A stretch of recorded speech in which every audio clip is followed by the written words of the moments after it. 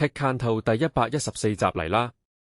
今日睇下 Dell 14S 同 16S 取代 Plus、Alienware 平價電競不電、Motorola Razr Fold 評測同 Windows Update 自動回退問題驅動。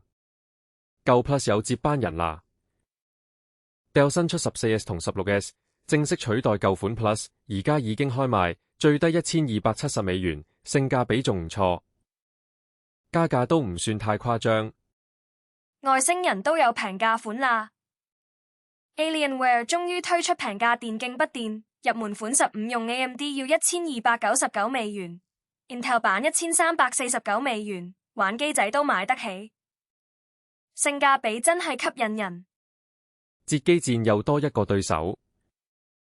Motorola Razr Fold 評測話係 Google 同 Samsung 有力對手，仲支援原生手寫筆。Samsung 喺試 Fold 7反而取消咗，呢個功能真係實用，手寫筆功能好加分。Windows Update 要更聰明。微軟話 Windows Update 好快會自動回退有問題嘅驅動程式，仲會用新計劃預防驅動問題，唔再等用戶投訴先處理。少少災都係好事。今日科技圈更新真係多，大家最期待邊一款？